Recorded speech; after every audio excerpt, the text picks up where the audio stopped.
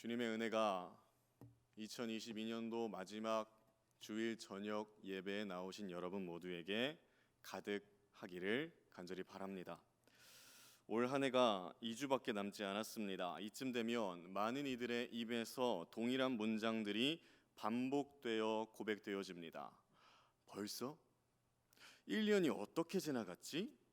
내 나이 돌려줘와 같은 고백들을 함으로써 한 해를 되돌아보는 시기가 딱 요때인 것 같아요.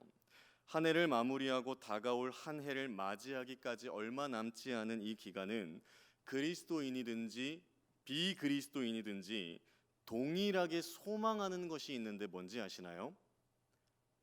이전보다는 뭔가 조금 더 나아지기를 바라는 소망을 모두가 가지고 있다는 겁니다. 자녀와의 관계, 부부, 가정의 형편, 일터의 상황, 사람들과의 관계, 더 나아가서는 우리나라의 경제, 정치, 더 나아가서는 세계의 흐름까지도 뭔가 이전보다는 조금이나마 더 나아지기를 바라는 소망을 우리 모두가 간직하고 있다는 거예요. 뭔가 더 나아지기를 바라는 이 소망을 한 단어로 표현하면 이렇게 표현됩니다. 기대감. 우리는 이 기대감을 가지고 연말 연시를 바라보며 살아가는데 여러분들에게 여쭙겠습니다.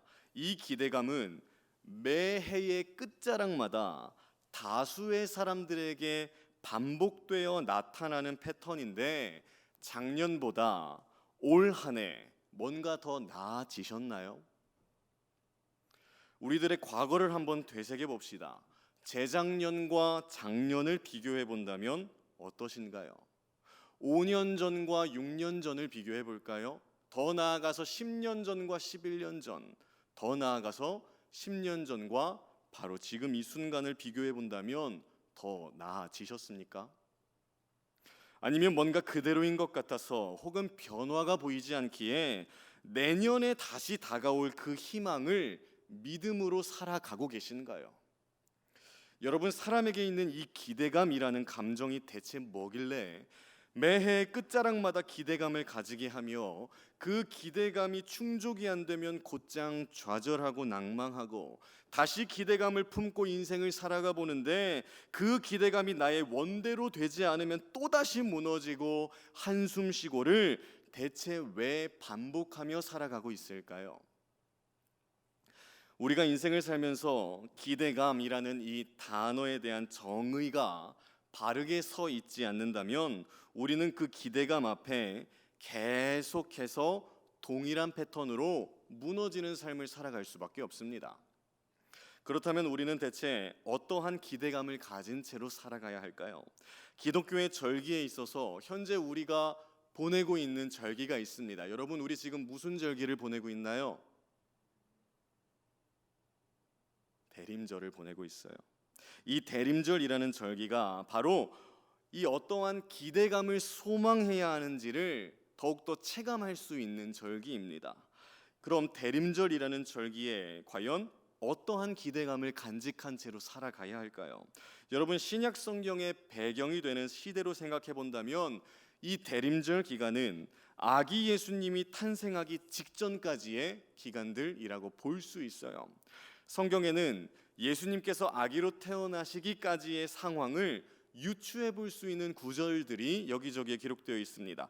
우리가 익히 알고 있는 인물들을 통해서 생각해 볼 수 있는데 대표적으로 네 가지의 이미지, 여러분들이 이미 잘 알고 있어요. 첫 번째 이미지는 마리아와 요셉의 이야기입니다.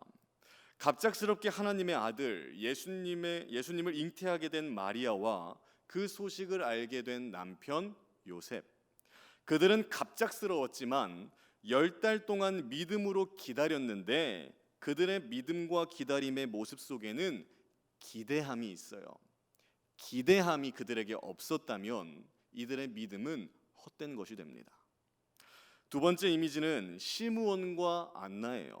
성경에는 그들이 아기 예수님의 탄생 이후 예수님의 신생아 시절로만 마주했던 기록만 있는데 그들을 소개하는 구절들을 보시면 구원자와 위로자를 기대함으로 기다리고 있었던 사람들이라는 것을 우리는 쉽게 알 수 있어요. 세 번째 이미지는 한밤중에 양떼를 지키던 목자들입니다. 여러분, 그 당시 목자들에게 있어서 제일 큰 취약점이라고 한다면 뭐가 있었을까요?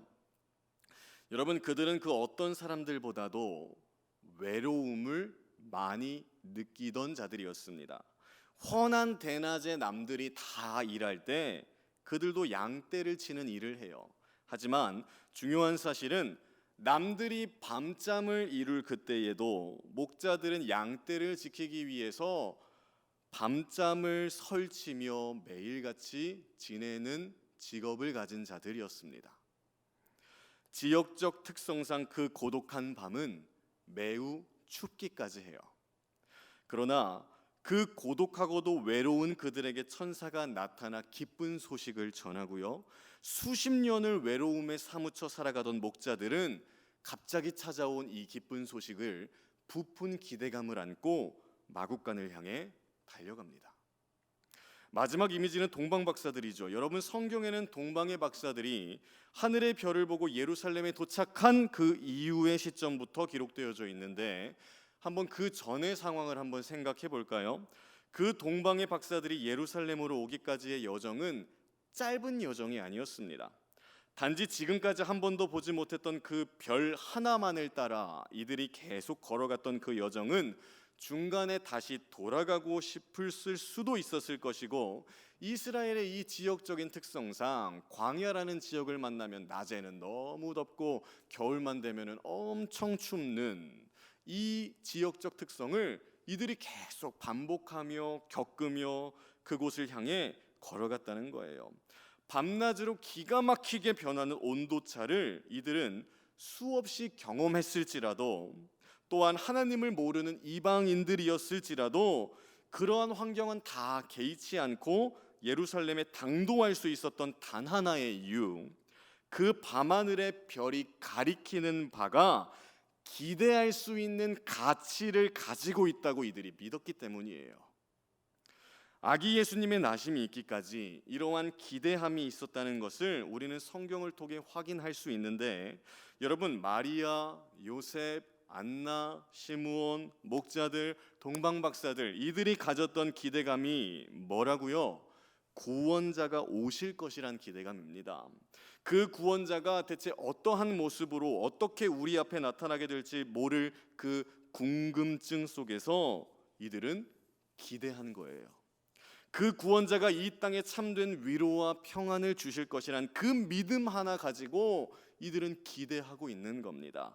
또한 그 구원자가 다른 특정 사람에게가 아니라 바로 나에게 오실 것이란 그 기대감을 이들이 품었다는 건데, 중요한 건 그들이 느꼈던 그 기대감이 오늘날 저와 여러분들에게도 있는가입니다.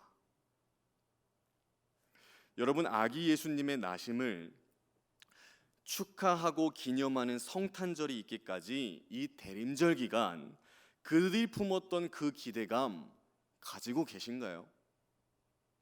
우리의 구원자이신 예수님께서 나를 향하신, 우리를 향하신 가정, 일터, 교회, 나라, 세상을 위해 어떠한 방법으로 은혜를 펼치실지 모르겠으나 위로하심과 평안을 주실 것임을 믿음으로 기대하며 살아가고 계신가요? 여러분, 이 기대함이 우리에게 정말 있다면 우리의 모습 속에서는 바로 나타나게 되어 있습니다. 뭐가 나타날 수밖에 없을까요? 기대함이 있으니까 그 기대함이 어떠한 것인지 무엇인지 알아보기 위해 예배 자리를 사모할 수밖에 없는 모습이 나타나게 되어 있습니다. 구원과 위로와 평안이 나에게 온전히 이루어진다는 그 기대감으로 가득한 자가 예배의 자리를 사모 안 할 수 있을까요? 오직 예수님에게만 기대를 건 사람이 기도의 자리를 사모 안 할 수 있을까요?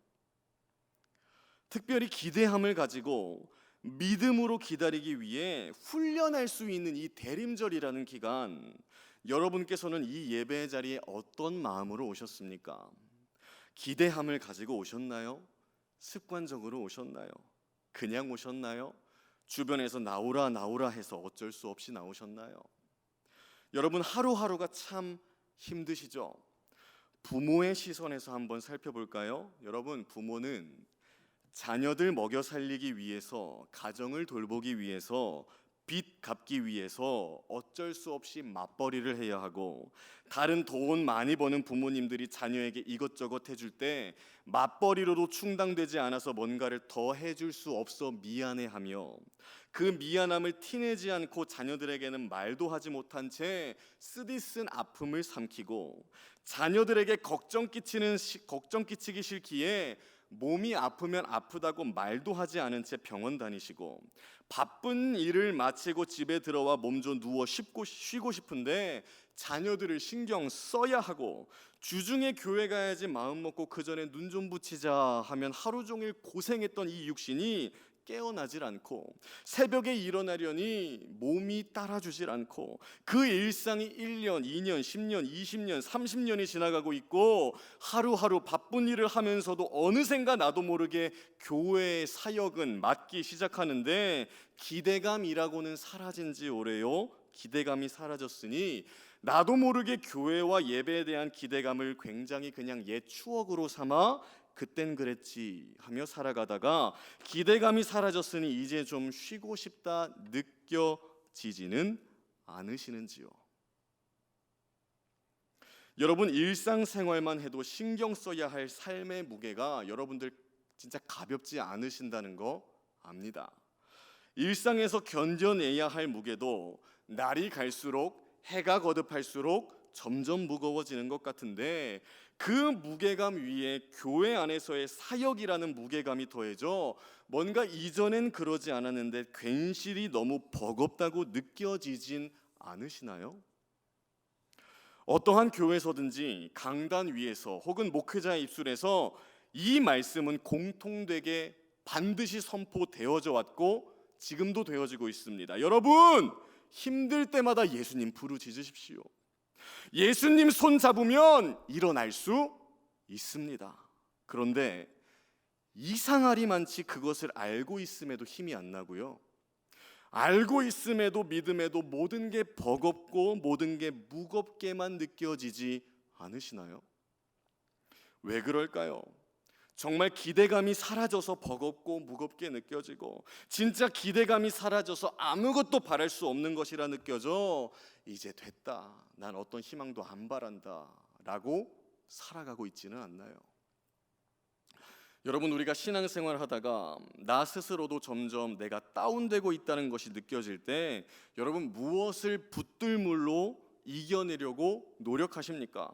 우리 오늘 함께 읽은 본문 중 2절을 다 같이 한번 읽어보겠습니다. 2절입니다. 시작. 믿음의 주요 또 온전하게 하시는 이인 예수를 바라보자. 그는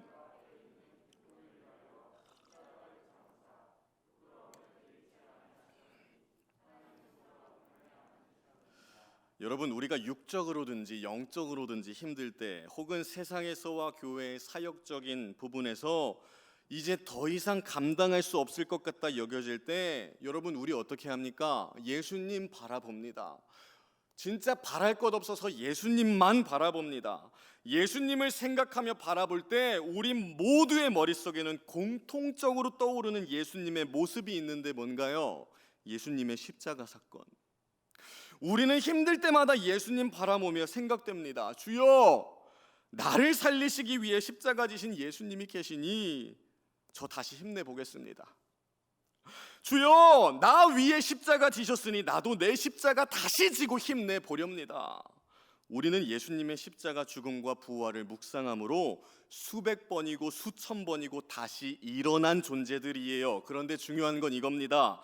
우리가 힘들 때마다 내가 죽어야지, 십자가 져야지, 예수님이 나를 위해 십자가 지셨으니 내가 다시 힘내봐야지, 이 패턴이 수백 번이고 수천 번이고 계속 반복되면 사라지게 된다는 거예요. 뭐가 사라질까요? 기대감이 사라져요. 한번 생각해 볼까요? 여러분, 신앙의 초기 단계에는 지쳐서 예수님을 바라봄으로 힘을 얻습니다. 힘이 생겨요.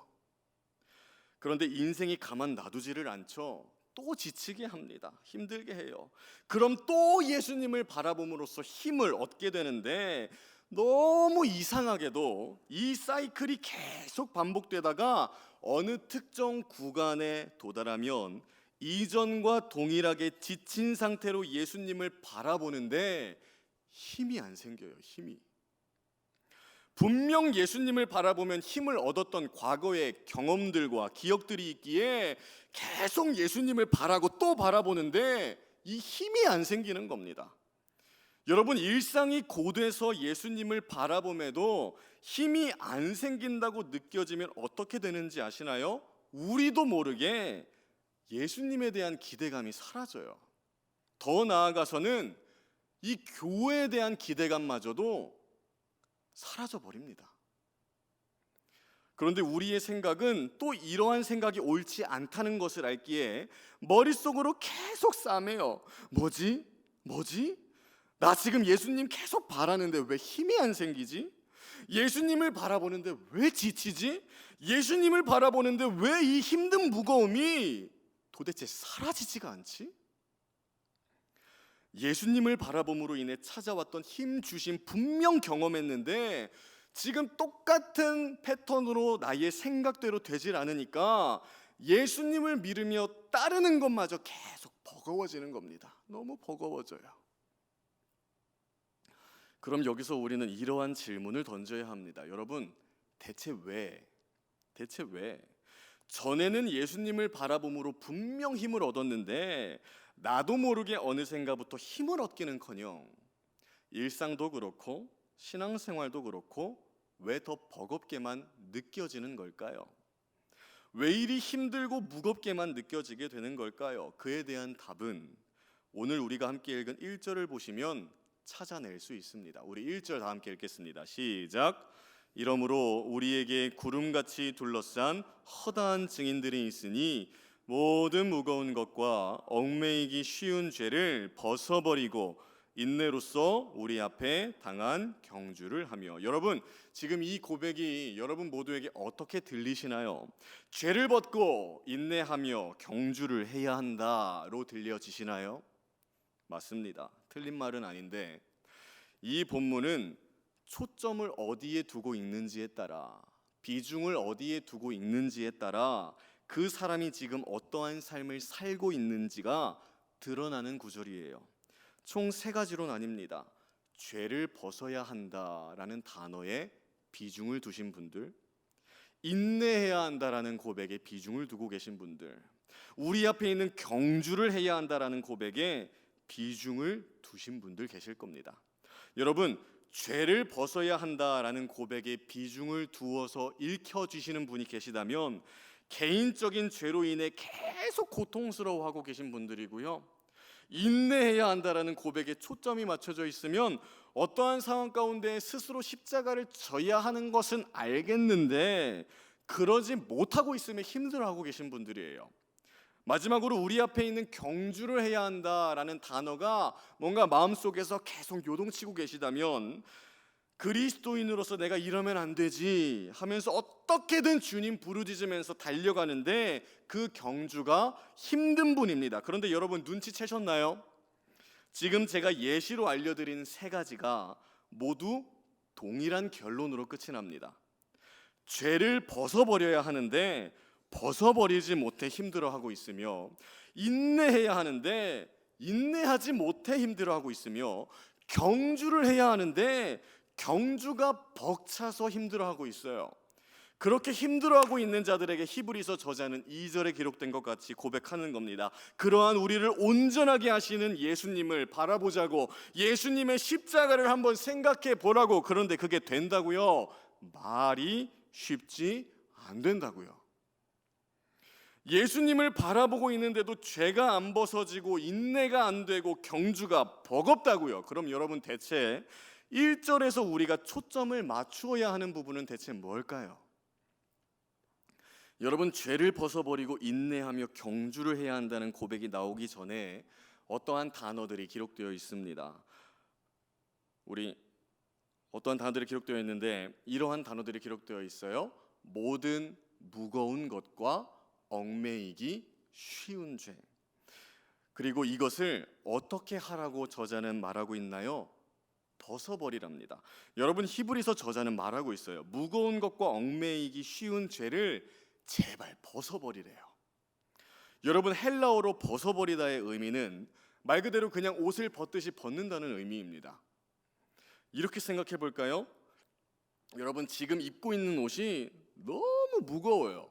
그럼 어떻게 해야 가벼워짐을 느낄 수 있을까요?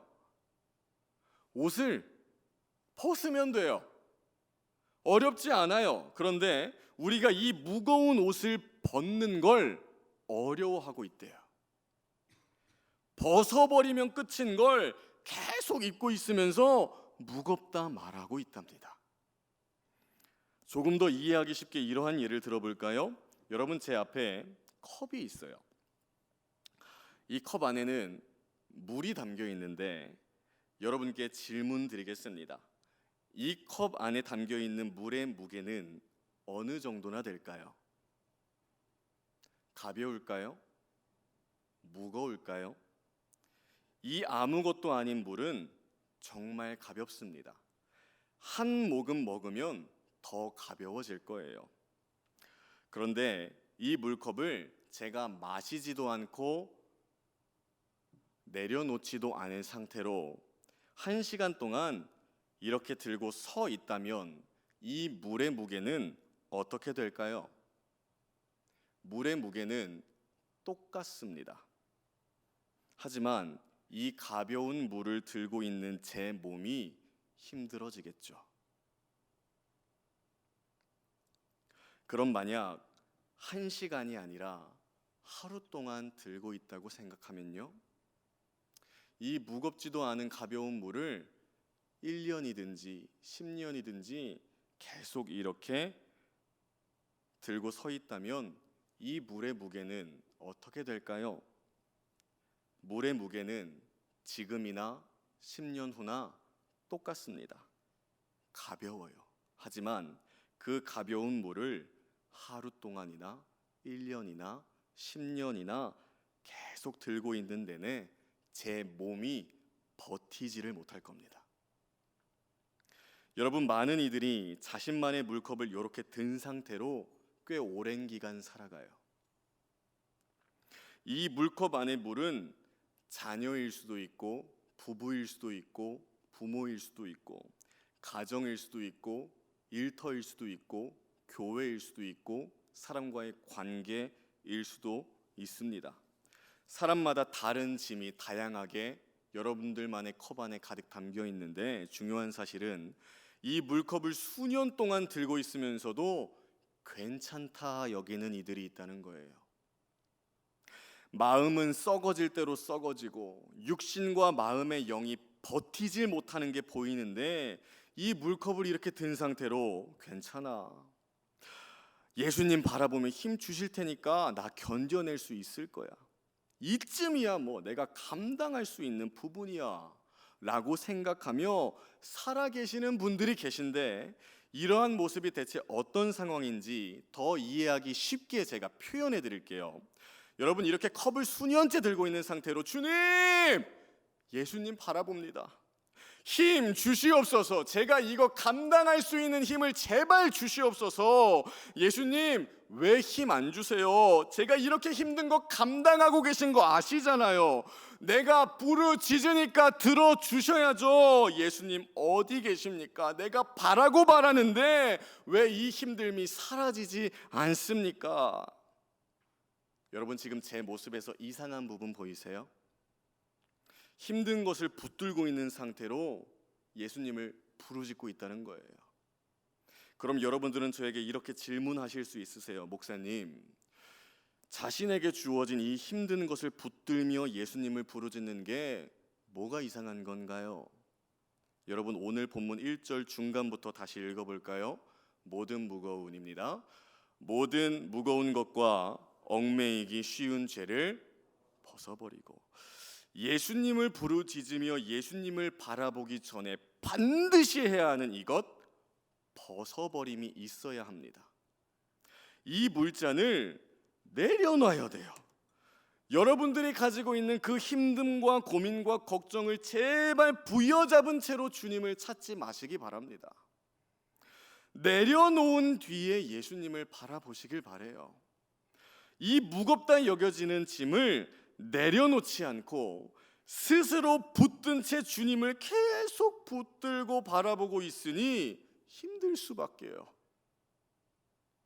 여러분, 우리가 생각하는 이 무겁다 여겨지는 짐은 우리가 계속 붙잡고 있어야 할 이유가 없습니다. 이 컵 안에 가득 담겨 있는 나의 힘듦과 고민과 걱정이 우리의 눈에는 계속 버젓이 보인다 할지라도 우리가 우리의 손으로 구태여 이것을 이렇게 다시 잡을 필요가 없다는 거예요. 무슨 말일까요?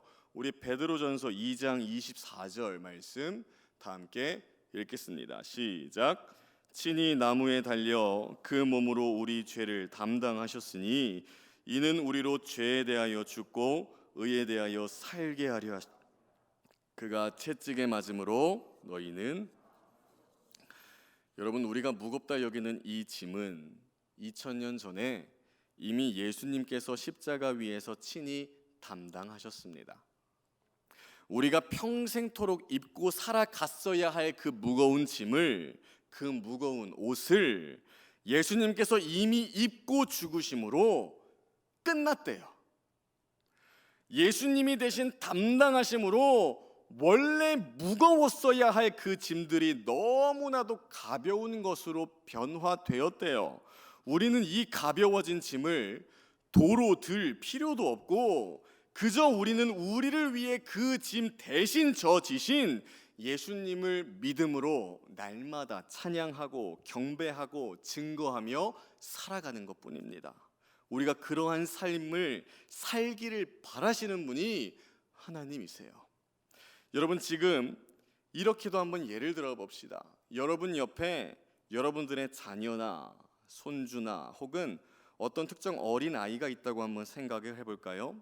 이 아이가 혼자서는 도저히 감당하지 못할 무거운 짐을 든 상태로 펑펑 울고 있다고 생각해 봅시다.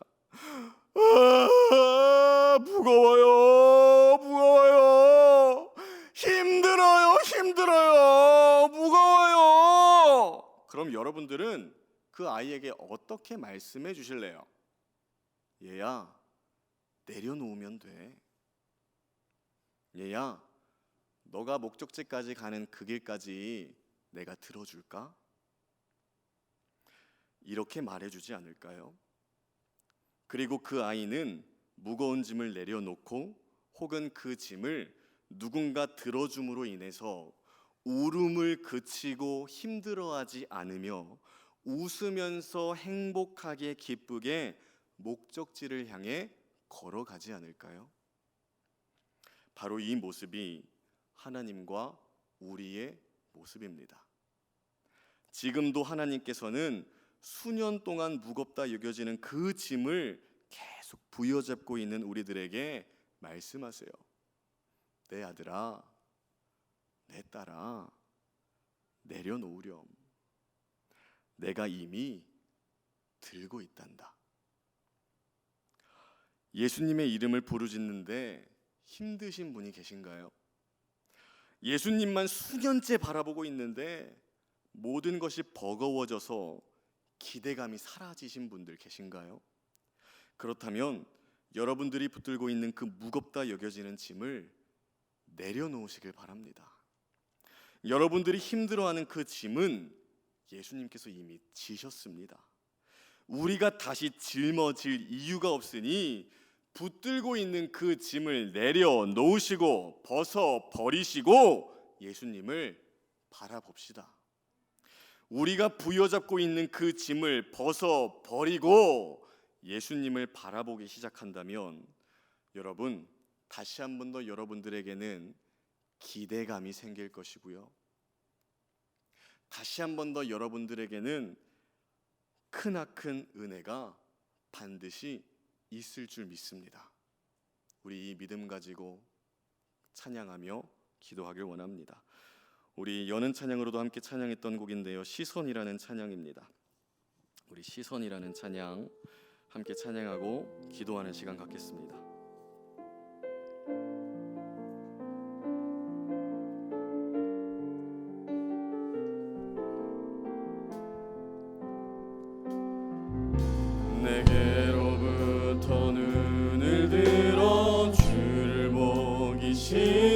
시작할 때 주의 일을 보겠네.